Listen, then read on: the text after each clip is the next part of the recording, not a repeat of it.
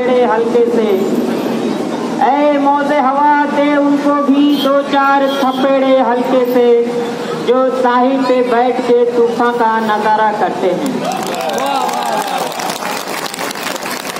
जामिया मिलिया इस्लामिया के इनकलाबी gate number 7 के आगे बैठे मेरे भाइयों, माताओं और बहनों, आप तमाम लोगों को मैं सलाम, आदाब और नमस्कार पेश करता हूँ। साथियों, एक्चुअली मुझे भाइयों और बहनों कहना चाहिए था, लेकिन क्या करें, इस साहिब ने बहुत लोगों को बदनाम करके छोड़ा है। भाई बहन को बदनाम किया, भाइयों बहनों कर करके, चाय वालों को बदनाम किया, चौकीदार को बदनाम किया, और अब तो हद हो गई कि पूरे दुनिया में हमारा मुल्क को भी बदनाम कर दिया। दोस्तों, ये जो लड़ाई अभी पूरे मुल्क में चली है, ये जो लड़ाई चल रही है, ये 2 लोगों के बीच की लड़ाई है। एक तरफ इडियट्स हैं, मैं वो 3 इडियट्स की बात नहीं कर रहा हूँ, मैं 2 इडियट्स की बात कर रहा हूँ। और वो 2 इडियट्स कौन है? रंगा और एक तरफ ये 2 इडियट और तीसरी तरफ आइडियाज की लड़ाई है। यानी ये लड़ाई इडियट वर्सेस आइडियाज की लड़ाई है। हम आइडियाज के लिए लड़ रहे हैं और वो इडियट अपनी इडियोसिटी के लिए लड़ रहे हैं। मैं क्यों इडियट कह रहा हूँ आखिर इनको? मीडिया वालों थोड़ा ध्यान से सुन लो, बाद में गलत इंटरप्रेट मत कर देना। मैं इडियट इसलिए कह रहा हूँ कि इडियट बोला किसको जाता है? जो लिचड़ाई करे, झूठ बोले, बदमाशी करे, नौटंकी करे, और ये तमाम चीज वो संसद में बैठ के आज कर रहे हैं, इसलिए मैं उसको इडियट कह रहा हूं।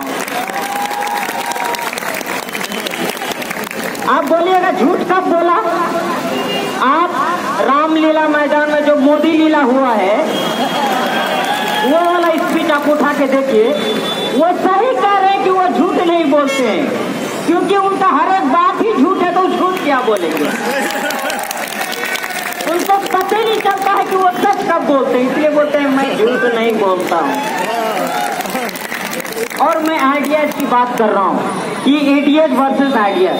मैं उस आइडियाज की बात कर रहा हूँ, ideas of pluralism, ideas of secularism, idea of the constitution, idea of the fundamental rights, idea of Nehru, Gandhi and Bhagat Singh, idea of doctor Bhimrao Ambedkar. मैं इस आइडियाज की बात कर रहा हूँ, और ये आइडियाज को तोड़ने के लिए, कॉन्स्टिट्यूशन को तोड़ने के लिए, देश की प्लूरलिज्म को तोड़ने के लिए, सेक्युलरिज्म की फैब्रिक्स को तोड़ने के लिए, देश की कॉन्स्टिट्यूशन की इथोस को, जमहूरियत और आइन की इथोस को तोड़ने के लिए लगे हुए। इसलिए मैं कह रहा हूँ ये लड़ाई इडियट वर्सेस आइडियाज की लड़ाई। मैं आपसे 2-3 बात, बहुत कम बात करूंगा क्योंकि ठंडी है, स्पीकर भी मुझसे ज्यादा सीनियर लोग खड़े हैं।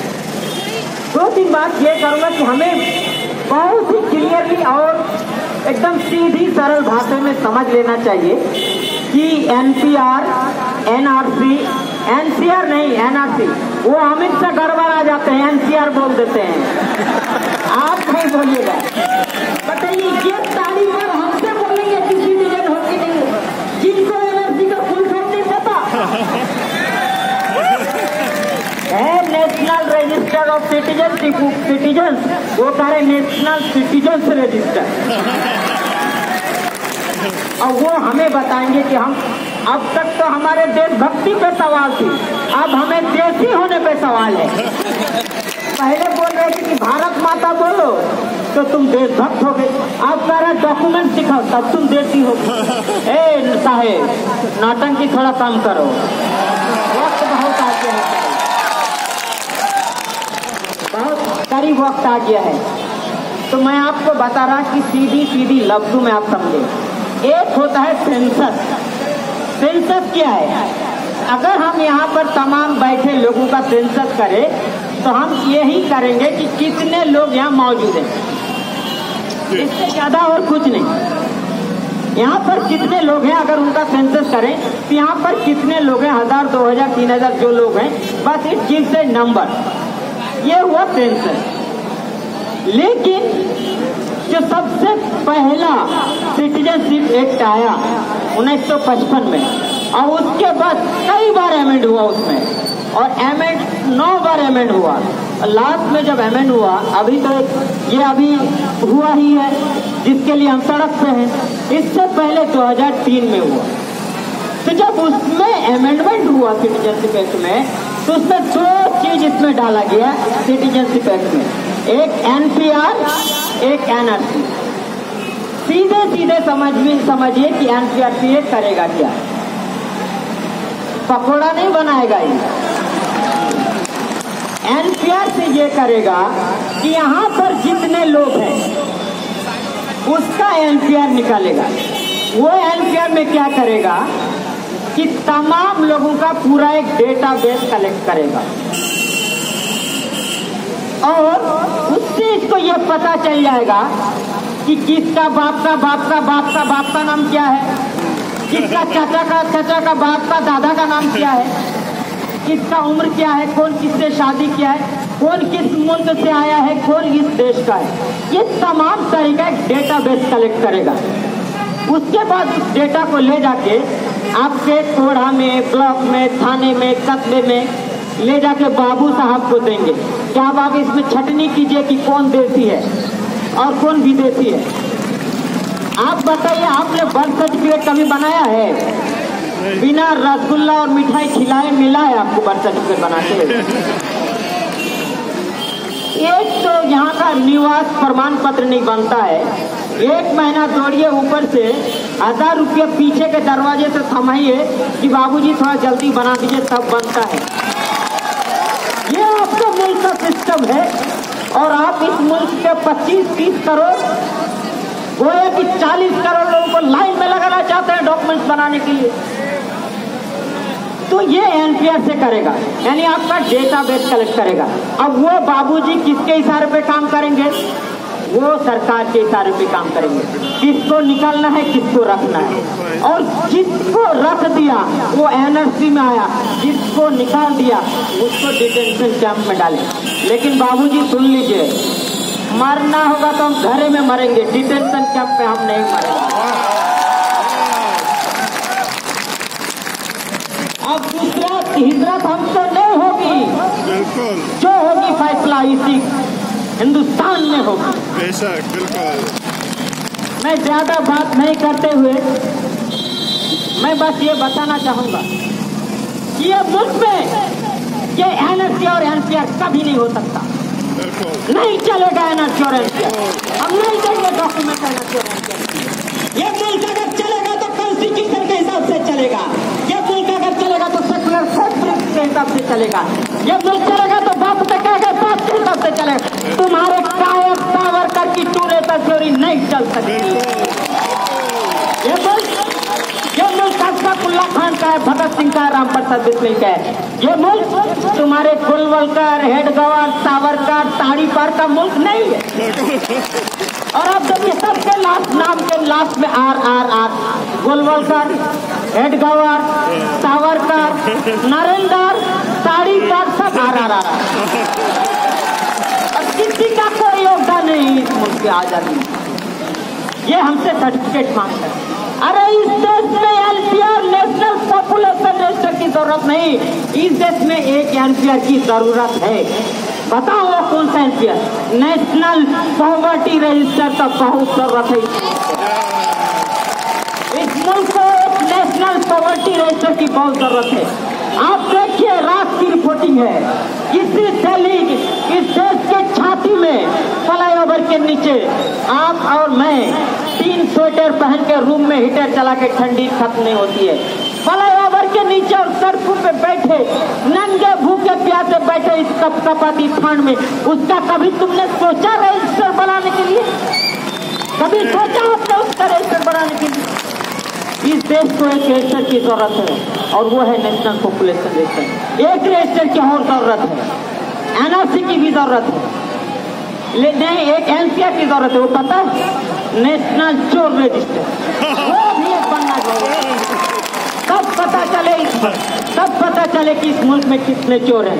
अब उसमें पता चलेगा नरेंद्र मोदी, ललित मोदी, नीरव मोदी, अमित शाह, बेटा जैसा, इन तमाम चोरों का भी एक रजिस्टर बनना चाहिए। तब हम कहेंगे कि ये देश सही से चलेगा, इस देश में बराबरी का हक सबको मिलेगा, इस देश में एक गरीब जो खेत में काम करता है, इस देश के एक प्रोफेसर, इस देश के एक एकेडमिशियन, इस देश के एक ब्यूरोक्रेट, सबको बराबर के हक मिले, तभी मिलेगा जब इन तमाम लोगों के चोरों का एक रजिस्टर बनेगा और इन चोरों को इस मुल्क से भगाया जाएगा, तब यहाँ पर बराबरी का हक मिलेगा। मैं अंत में, क्योंकि वक्त की किल्लत है, मैं अंत में एक गाना गाऊंगा। आप लोगों से गुजारिश है कि आप लोग साथ दीजिए, और मैं उसको खुद लिखा हूँ, बस 2 पंक्ति गाऊंगा उसका, 2 आसार, क्योंकि है बहुत लंबा लिखा हूँ।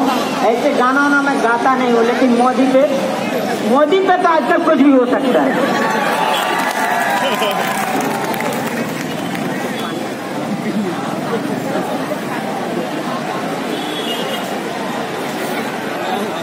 आप लोग खाली पहला लाइन रिपीट कीजिएगा, और ये भी गाना भी 3 इडियट्स मूवी का है, और मैं 2 इडियट्स के लिए गा रहा हूँ। कहाँ से आया था वो,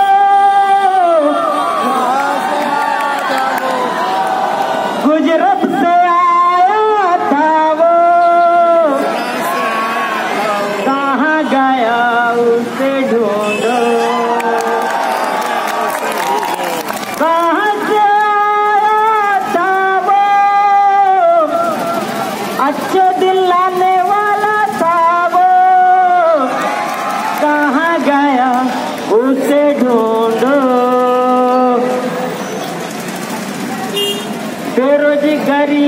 बेरोजगारी से नौजवान मरता, वो फिर चौराहे पे कभी नहीं मिलता था वो, बेटी बचाने वाला था वो, खातून को न्याय दिलाने वाला था वो, कहाँ गया उसे ढूंढो, कहाँ से आया था वो, अच्छे दिलाने वाला था वो, कहाँ गया उसे ढूंढो। बस एक और एक आता, डिस्टर्ब नहीं कीजिएगा। वो खुद अपना डिग्री नहीं दिखाता, वो फिर अपना डिग्री नहीं दिखाता, हम सबसे वो सिटीजनशिप मांगता था वो, चलता फिरता फेंकू था वो, चलता फिरता फेंकू था वो, जुमला तेज फेंकता था वो, कहाँ गया उसे ढूंढो। अरे कहाँ से आया था वो, दिक्कत पैदा करने वाला था वो, कहाँ गया उसे ढूंढो। इनकलाब जिंदाबाद। एक बार आज़ादी का नारा आप लोगों को जोर तरीके से लगा के मैं आप लोगों से विदा लूंगा। विदा लेना नहीं है, ना विदा देंगे ना मुझे लेना है।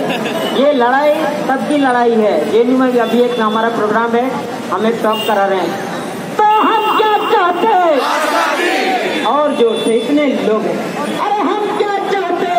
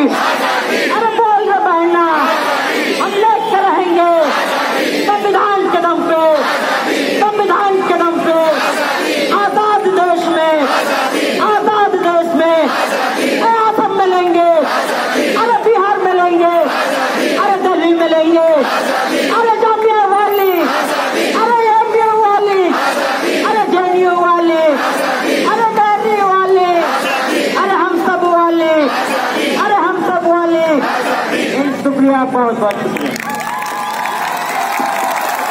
बहुत बहुत शुक्रिया मारूफ भाई। वक्त होता तो हम जरूर